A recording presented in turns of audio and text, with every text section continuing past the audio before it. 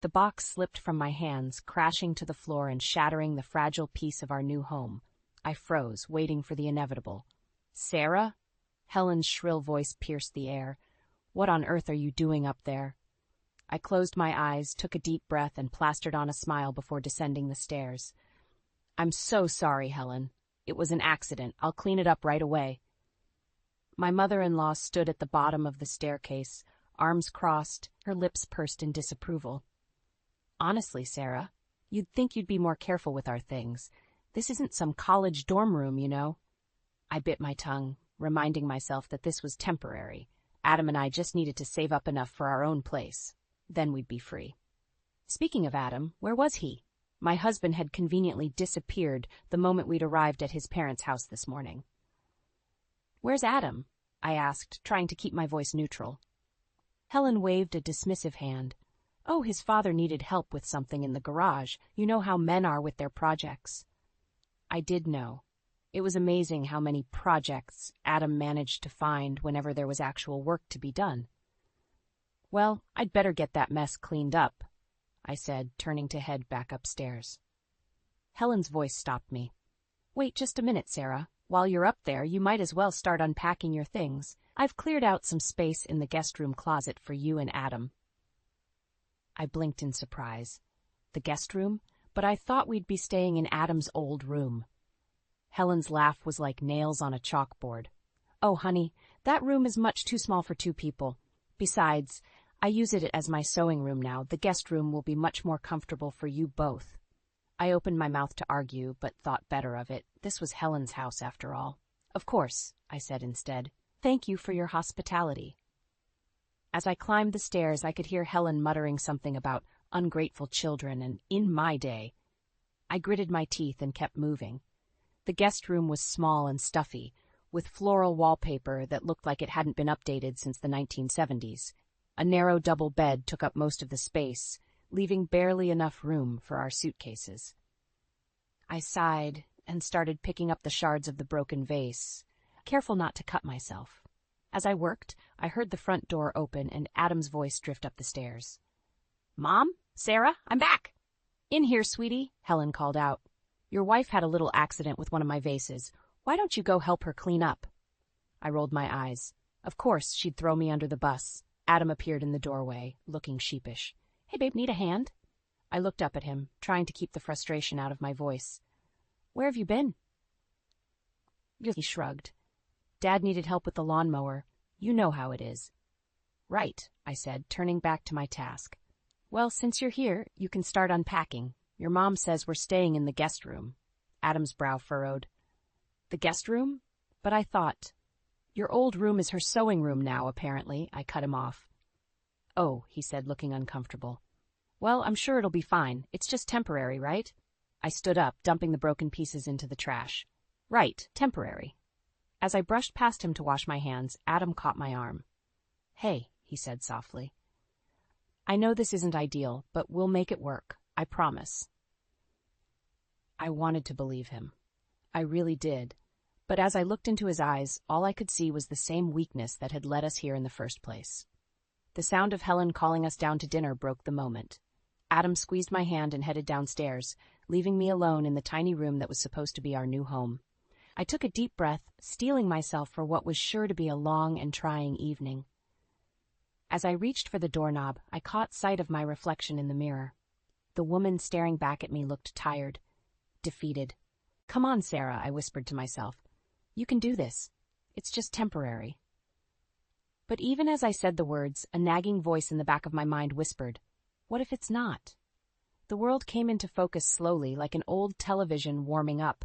Harsh, fluorescent lights burned my eyes, and the antiseptic smell of a hospital filled my nostrils. I blinked, trying to make sense of my surroundings. "Sarah, can you hear me?" A man's voice, unfamiliar yet tinged with concern. I turned my head, wincing at the dull ache. A doctor stood beside my bed, clipboard in hand. Behind him I could see my parents, James and Elizabeth, their faces etched with worry. "What happened?" I croaked, my throat dry and scratchy. The doctor leaned in. "You fainted at home and hit your head. Your mother-in-law called an ambulance." "Mother-in-law?" I frowned, searching my memory. Nothing. "Sarah," my mom said, stepping forward. How are you feeling, sweetheart? I managed a weak smile. Confused. What day is it? It's Tuesday, my dad answered. You've been out for about 6 hours. Tuesday. Okay, that made sense. I remembered going to work on Monday, but after that, nothing. Where's Adam? I asked, the name coming to me suddenly. My husband. But when I tried to picture his face, my mind drew a blank. My parents exchanged a glance. He's in the waiting room with Helen, my mom said carefully. Do you want us to get them? Helen, another name without a face. I shook my head, panic rising in my chest. I can't remember them. Mom, Dad, what's happening to me? The doctor stepped in, his voice calm and reassuring. Sarah, I believe you're experiencing a form of psychogenic amnesia. It's often triggered by stress or traumatic events. Your memory loss seems to be specific to your husband and mother-in-law. Can you tell me the last thing you remember clearly? I closed my eyes, concentrating. Work. I remember being at work on Monday. After that, it's fuzzy. Interesting, the doctor murmured, making a note on his clipboard. Sarah, I'd like to run a few more tests if that's all right with you. I nodded, still trying to process what was happening. As the doctor left to arrange the tests, my parents moved closer to the bed. Honey, my dad said, his voice low, is there anything you want to tell us? Anything that might have caused this stress? I looked at him, confused. What do you mean? My mom took my hand, her eyes searching mine. Sarah, we've been worried about you. Ever since you moved in with Adam and Helen, you've seemed different, withdrawn. We thought maybe it was just the adjustment period, but now... Her words trailed off, but the implication hung in the air. I shook my head, frustrated by the gaps in my memory. I don't know. I can't remember. Just then, a commotion in the hallway caught our attention. A man's voice, angry and insistent, grew louder as it approached my room. I don't care what the doctor said. That's my wife in there, and I have a right to see her. The door burst open, and a man I didn't recognize stormed in, followed closely by an older woman. They both stopped short when they saw me, their expressions a mix of relief and something else I couldn't quite place. Sarah, the man said, moving towards the bed. Thank God you're awake. We've been so worried. I recoiled instinctively, pressing myself back against the pillows. Who are you? The man's face fell, hurt and confusion flashing in his eyes. Sarah, it's me, Adam, your husband. The older woman stepped forward, her lips pursed. And I'm Helen, your mother-in-law. Surely you remember us? I looked from one to the other, searching for any spark of recognition. Nothing, just a vague sense of unease that I couldn't explain. I'm sorry, I whispered. I can't remember you. Adam reached for my hand, but I pulled away. Something in his touch felt wrong, almost threatening. He frowned, exchanging a loaded glance with Helen. It's okay, sweetheart, Helen said, her voice sickly sweet. We'll help you remember. Once you're home with us, I'm sure everything will come back to you. A chill ran down my spine at her words. Home with them? The very thought filled me with a nameless dread. I looked to my parents, silently pleading for help. My dad stepped forward, placing himself between me and the strangers who claimed to be my family. I think, he said firmly, that Sarah needs some rest. Perhaps it would be best if you came back later. Adam opened his mouth to argue, but Helen placed a hand on his arm. Of course, she said smoothly. We'll be back tomorrow, Sarah. Don't worry about a thing. As they left the room, I caught a glimpse of Adam's face. The look in his eyes sent a shiver through me. It wasn't love or concern I saw there. It was anger. And beneath that, something darker still. The hospital room felt like a sanctuary as I recovered. My parents a constant, comforting presence. But the peace couldn't last forever. After 3 days, the doctors declared me fit to go home. The question was, where exactly was home? You're coming with us, sweetheart, Mom said firmly as she helped me pack. Until you get your memories back, you need to be somewhere safe and familiar. I nodded, relief washing over me. The thought of going back to a house I couldn't remember, with people who felt like strangers, terrified me. As we prepared to leave, Adam and Helen arrived. The sight of them still sent an inexplicable chill down my spine. Sarah, darling, Helen cooed, her smile not quite reaching her eyes. We've come to take you home. I instinctively stepped closer to my father. Actually, I'm going to stay with my parents for a while. Adam's face darkened. That's ridiculous. You belong with us, your family. We are her family, Dad interjected, his voice steely. And right now, this is what Sarah needs. The tension in the room was palpable. Adam opened his mouth to argue, but Helen laid a hand on his arm. "Of course," she said smoothly. "We understand. But we'll be visiting every day, won't we, Adam? To help jog your memory." Something in her tone made me shudder. As they left, I caught a glimpse of Adam's face. The look he gave me was one of pure, cold fury. Back at my parents' house, I sank into the familiar comfort of my childhood bedroom. But even here, I couldn't shake the feeling that something was terribly wrong. "Mom, Dad," I said over dinner that night, "I need to know the truth. What was my life like with Adam and Helen?" They exchanged a worried glance. "Honey," Mom began carefully, "we don't want to influence your memories." The doctor said. "Please," I interrupted, "I need to know." Dad sighed heavily. "We were worried about you, Sarah. You seemed different, withdrawn. When we'd visit, Helen was always hovering, and Adam, well, he didn't seem like the man you married." A chill ran through me. "What do you mean?" "He was controlling," Mom said softly.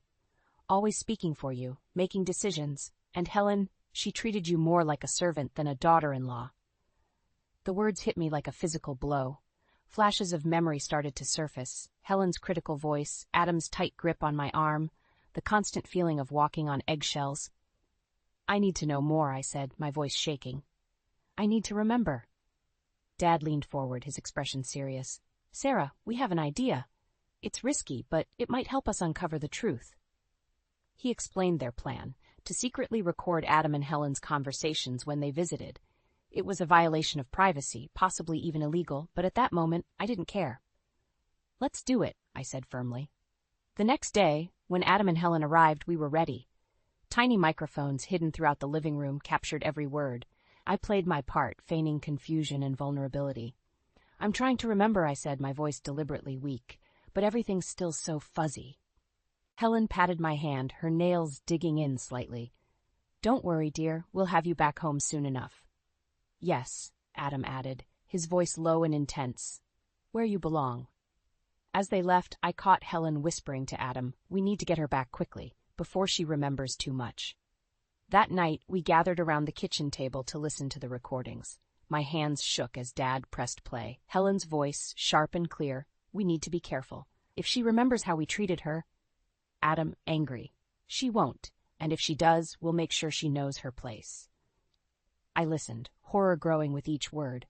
The casual cruelty, the plans to isolate me further, the thinly veiled threats, it was all there. As the recording ended, I looked up at my parents, tears streaming down my face. "Oh, God," I whispered. "What do I do now?" Dad's expression was grim. "We fight back. It's time to show Adam and Helen that they can't control you anymore." In that moment, something shifted inside me. The fear and confusion gave way to a burning anger. I nodded, my jaw set. "You're right," I said, my voice stronger than it had been in days. "It's time to take back my life."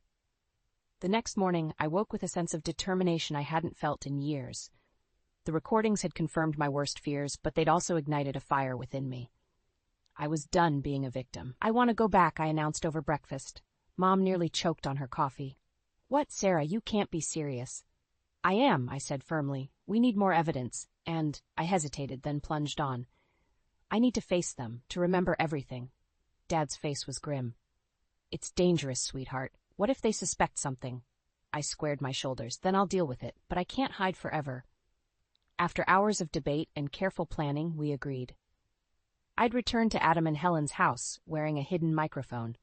At the first sign of trouble, I'd use a code word, and my parents would come immediately. As we pulled up to the house, my supposed home, my heart raced. Adam and Helen were waiting on the porch, all smiles and false warmth. "Sarah, darling," Helen exclaimed, enveloping me in a suffocating hug. "We've missed you so much." Adam's embrace was stiff, his eyes cold despite his smile. "Welcome home, honey." I forced myself to smile back, fighting the urge to run. "Thank you. I'm glad to be back." The next few hours were a masterclass in gaslighting. Helen fussed over me, her saccharine concern barely masking her impatience. Adam hovered nearby, his presence a constant unspoken threat. "You must be exhausted, dear," Helen said, steering me towards the stairs. "Why don't you lie down for a bit? I'll bring you some tea." I nodded, grateful for the chance to be alone.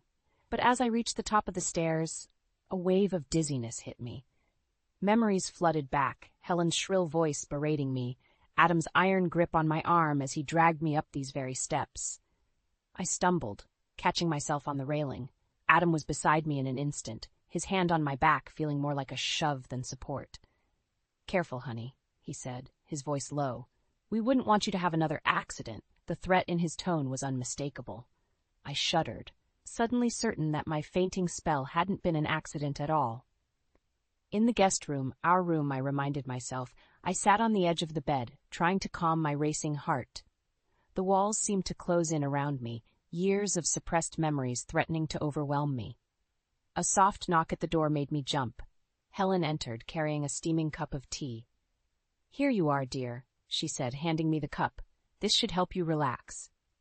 I took a small sip, more out of politeness than thirst. The tea had an odd, bitter aftertaste that set alarm bells ringing in my head. "Thank you," I managed, setting the cup aside. "I think I'll try to sleep now." Helen's smile didn't reach her eyes. "Of course. Sweet dreams, Sarah." As soon as the door closed behind her, I dumped the tea into a potted plant. Whatever was in that drink, I was certain it wasn't meant to help me. I lay down, pretending to sleep, straining my ears for any sound. After what felt like hours, I heard hushed voices in the hallway. "She's out cold," Helen whispered. "The sedative worked quickly." "Good," Adam replied. "Now we can discuss how to handle this situation. We can't risk her remembering anything else." My blood ran cold. They had drugged me, and from the sound of it, they were planning something far worse. I reached for my phone, my hands shaking as I typed out a message to my parents. Code red, come now. As I hit send, the bedroom door creaked open. I quickly closed my eyes, feigning sleep, my heart pounding so loudly I was sure they could hear it. "Poor, confused Sarah." Helen's voice dripped with false sympathy. "Don't worry, dear. We'll make sure you never have to worry about remembering again." In that moment, I knew I had to act. Whatever they had planned, I couldn't wait for rescue. It was time to save myself. My heart pounded as I lay there, feigning sleep while Adam and Helen whispered just outside the door. Every instinct screamed at me to run, but I forced myself to remain still, listening intently. "We need to move quickly," Adam muttered. "Her parents are getting suspicious. If they start digging—" Helen's voice was cold and calculating. "Don't worry, I have a plan. We'll make it look like an accident." Poor, confused Sarah, still dizzy from her fall. I suppressed a gasp. They were planning to kill me. The realization hit me like a physical blow, and suddenly the full weight of my situation crashed down upon me. This wasn't just about emotional abuse or control anymore. My life was in danger. As their footsteps retreated down the hall, I cautiously opened my eyes. The room spun slightly. Whatever they'd put in that tea was strong. But I couldn't afford to be weak now. I had to get out. Slowly, carefully, I eased myself off the bed. My legs felt like jelly, but I forced myself to stand. I crept to the door, pressing my ear against it. Silence. Taking a deep breath, I turned the handle and peered out into the hallway, empty. I made my way down the stairs, clinging to the railing for support. As I reached the bottom, a cacophony of memories assaulted me. Helen's shrill voice berating me for every perceived slight. Adam's tight grip on my arm as he dragged me from room to room. The constant feeling of worthlessness and fear that had become my daily existence. Tears stung my eyes, but I blinked them away. There would be time for that later. Right now, I needed to focus on survival. I was halfway to the front door when I heard them coming. Panic surged through me as I looked around frantically for a hiding place. The coat closet, it was my only option. I dove inside, pulling the door closed just as Adam and Helen entered the foyer. "I'll check upstairs," Adam said. "You look down here."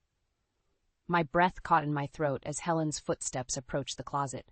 I pressed myself against the wall, praying she wouldn't open the door. "Sarah?" Helen called out, her voice sickly sweet. "Where are you, dear? We're worried about you." The doorknob turned, and I braced myself for discovery. But at that moment, a loud crash came from upstairs. "Helen!" Adam shouted. "She's not here." Helen cursed under her breath and hurried away. I allowed myself a moment of relief before reality set in. They knew I was gone. I had to move now. I burst out of the closet and ran for the door, fumbling with the lock. Just as I got it open, a hand grabbed my shoulder, spinning me around. Adam's face was contorted with rage. "Where do you think you're going?" I didn't think. I just reacted. My knee came up hard, connecting with his groin. As he doubled over in pain, I shoved him aside and bolted out the door.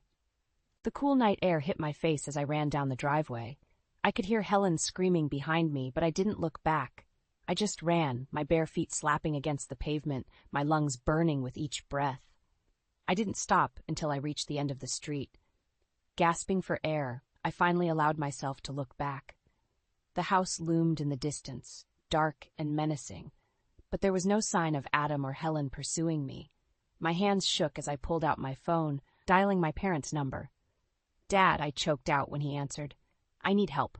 Please come get me." As I waited for my parents to arrive, huddled in the shadows of a neighbor's hedge, the full impact of what had happened hit me. The life I thought I knew was a lie. My husband and mother-in-law had not only abused me, but had been planning to kill me. Tears streamed down my face, a mix of fear, relief, and overwhelming grief. But beneath it all, a steely resolve was forming. I had escaped, but this wasn't over. Adam and Helen needed to pay for what they'd done. As my parents' car pulled up, I made a decision. I would not be a victim anymore. It was time to fight back, to reclaim my life, and ensure that Adam and Helen could never hurt anyone else again. With renewed determination, I stood up, ready to face whatever came next. The battle for my freedom and my life had only just begun. The law office felt like a fortress, a sanctuary from the storm raging outside. I sat across from Linda Pearson, the divorce attorney my parents had recommended, my hands clasped tightly in my lap to stop them from shaking. "Sarah," Linda said, her voice gentle but firm, "I want you to understand that what we're about to do won't be easy. Adam and Helen won't go down without a fight." I nodded, swallowing hard. "I know, but I can't let them win, not after everything they've done." Linda spread out the documents before me, police reports, medical records, and transcripts of the recordings we'd made. Seeing it all laid out like this, the full extent of the abuse I'd endured hit me anew. "We have a strong case," Linda assured me. "The evidence of emotional and physical abuse is overwhelming. And with the attempted drugging and, well, what sounds like a murder plot, we can push for criminal charges as well." My stomach churned at her words. It still seemed surreal that my own husband had been planning to kill me, but the fear that gripped me was all too real. "What if they come after me?" I whispered, voicing the fear that had haunted me since my escape. Linda's eyes hardened. "That's why we're filing for an emergency restraining order along with the divorce papers. They won't be able to come near you without facing serious consequences."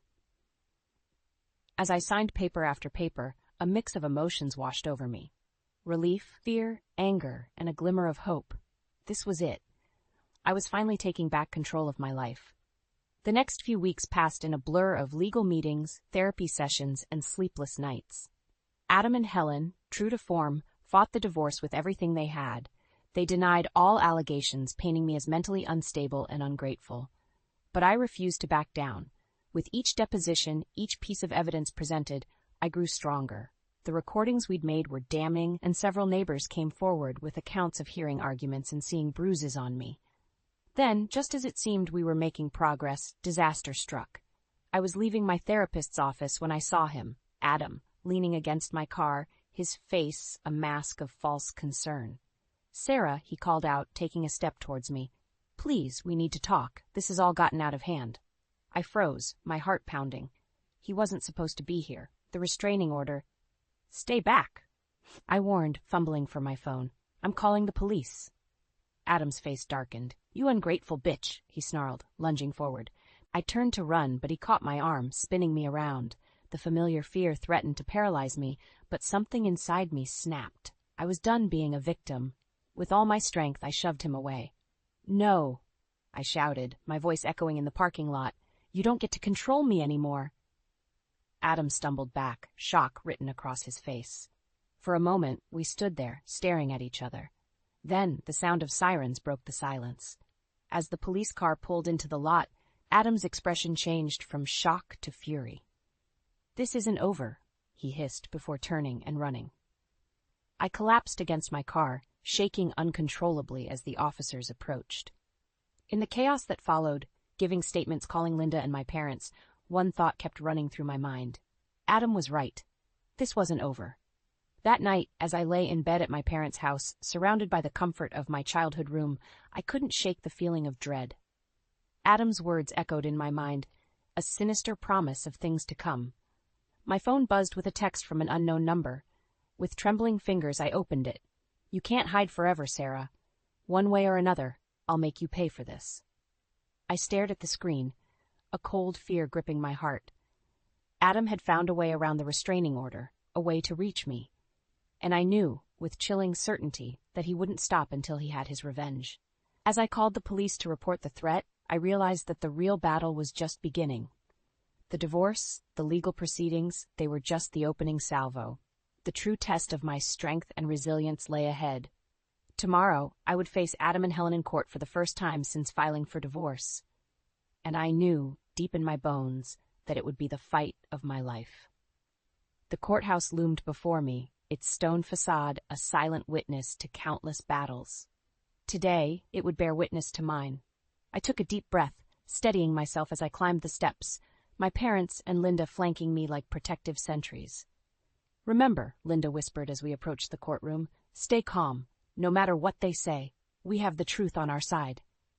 I nodded, squaring my shoulders. The truth. It had become my armor, my weapon against the lies that had imprisoned me for so long. As we entered the courtroom, I saw them. Adam and Helen, sitting with their lawyer, looking every inch the concerned husband and mother-in-law. The sight of them made my stomach churn, but I refused to let them see my fear. The judge called the court to order, and the battle began. Adam's lawyer painted a picture of me as an unstable, ungrateful wife, twisting my amnesia into a sign of mental instability. Helen dabbed at her eyes with a handkerchief, the perfect image of a distraught mother. But then it was our turn. Linda presented the evidence methodically, relentlessly, the recordings, the medical reports, the testimonies from neighbors and co-workers. With each piece of evidence, I could see Adam and Helen's facades cracking. When it was time for me to testify, I felt a sudden calm wash over me. This was my moment to reclaim my voice, my truth. "Sarah," Linda began, "can you tell the court about your life with Adam and Helen?" I took a deep breath and began to speak. I told them everything. The constant criticism, the isolation, the fear that had become my constant companion. As I spoke, I could feel the weight of those years lifting from my shoulders. "And the night you left," Linda prompted. "What happened?" I recounted that terrifying night, my voice growing stronger with each word. "They drugged me," I said, looking directly at Adam and Helen. "And I heard them planning to make my death look like an accident." A gasp rippled through the courtroom. Adam's face contorted with rage, while Helen's mask of concern slipped, revealing the cold calculation beneath. As I finished my testimony, Adam suddenly leapt to his feet. "She's lying," he shouted, his face red with fury. "You ungrateful bitch, after everything we've done for you." The judge banged his gavel, calling for order, but Adam was beyond control. He lunged towards me, his eyes wild with hatred. Everything seemed to slow down. I saw the bailiff moving to intercept Adam, my father rising from his seat, Linda's hand on my arm. But in that moment I didn't flinch. I stood my ground, meeting Adam's gaze without fear. "No more," I said, my voice ringing clear through the chaos. "You don't control me anymore." Adam froze, shock replacing the rage in his eyes. In that moment I saw him for what he truly was, a small, pathetic man whose power existed only through fear and manipulation. The bailiff restrained Adam, and the judge called for a recess. As Adam was led away, still shouting threats, I felt a strange sense of calm. The storm I had feared for so long had finally broken, and I was still standing. During the recess, Linda pulled me aside, her face grave. "Sarah, Adam's outburst might have just won our case, but it's also made him more dangerous. We need to be prepared for anything." I nodded, the reality of the situation sinking in. This wasn't just about winning in court anymore. It was about survival. As we prepared to re-enter the courtroom, my phone buzzed. A text from an unknown number. "This isn't over. One way or another, you'll pay." I showed the message to Linda and my parents. Their faces paled, but I felt a steely resolve settle over me. Adam was right about one thing. This wasn't over. But I was done being the victim in this story. "Let's finish this," I said, squaring my shoulders and pushing open the courtroom doors. As I walked back to the stand, I could feel Adam's eyes boring into me, promising retribution. But for the first time, his gaze didn't fill me with fear.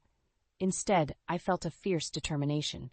Whatever came next, whatever Adam had planned, I would face it. Because I had finally found something stronger than fear, the power of my own voice and the truth it carried. The judge called the court back to order, and I took my seat, ready for whatever came next. The final battle was about to begin, and this time I intended to win. The envelope felt heavy in my hands, its contents carrying the weight of my past and the promise of my future. I took a deep breath and opened it, my eyes scanning the official document inside. Divorce granted. It was over. A wave of emotions washed over me, relief, joy, and a hint of sadness for the life I'd once dreamed of. But mostly, I felt free.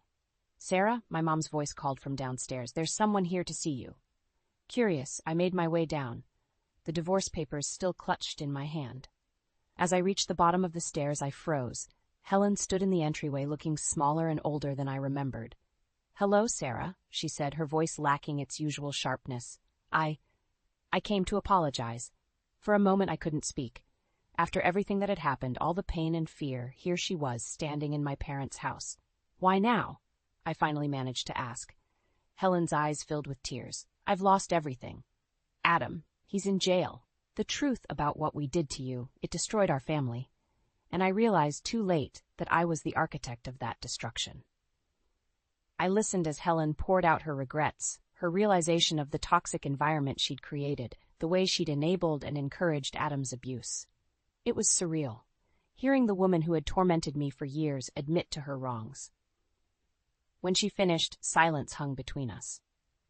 I thought about all the times I dreamed of this moment, imagined what I'd say if Helen ever apologized, but now, faced with the reality, I felt nothing, no anger, no satisfaction, just a calm certainty. "Thank you for your apology, Helen," I said, my voice steady. "I hope you find peace, but I can't be part of your journey to find it. Goodbye." As I closed the door behind her, I felt the last chains of my past fall away. I was truly free now, not just legally, but emotionally. The next few months were a whirlwind of change and growth. I reconnected with old friends, started traveling, and discovered new passions I'd never had the freedom to explore before. With each new experience, I felt myself growing stronger, more confident. But something was still missing. I found myself thinking about other women who might be trapped in situations like mine, feeling alone and helpless. That's when I decided to start the support group. Our first meeting was small, just 5 women gathered in a community center room. As I shared my story, I saw recognition and hope dawn in their eyes. For the first time, they realized they weren't alone. Week by week, our group grew. Women from all walks of life, each with their own story of survival. Together, we laughed, cried, and slowly, steadily began to heal. One evening, as I was locking up after a particularly powerful session, a young woman approached me. Her eyes were red from crying, but there was a determined set to her jaw. "I'm leaving him," she said, her voice barely above a whisper. "After hearing your story, I know I can do it. Thank you for showing me it's possible." In that moment, I felt a warmth spread through my chest. This was why I'd survived, why I'd fought so hard. Not just for myself, but for her, and for all the others who needed to know they weren't alone. As I drove home that night, I thought about the journey that had brought me here. The pain, the fear, the moments of despair, but also the strength I'd found, the support I'd received, and the new purpose I'd discovered. I pulled into my driveway, my own home, bought with my own money, filled with my own choices. As I stepped inside, I caught a glimpse of myself in the hallway mirror. The woman looking back at me was strong, confident, and free. I smiled at my reflection, feeling a deep sense of peace settle over me. My past no longer defined me. I had reclaimed my identity, my voice, my life. And now I was using that voice to help others do the same. This wasn't just a new chapter in my life. It was a whole new book, and I was the author. Whatever challenges lay ahead, I knew I had the strength to face them, because I had faced my darkest fears and emerged victorious. As I settled into my favorite chair, I opened my laptop and began to type. "My name is Sarah," I wrote, "and this is my story of survival, hope, and the power of finding your own voice." The cursor blinked, waiting for the words to flow, and flow they did, carrying with them the promise of healing, not just for me, but for all those who would read them, and find the courage to write their own new beginnings.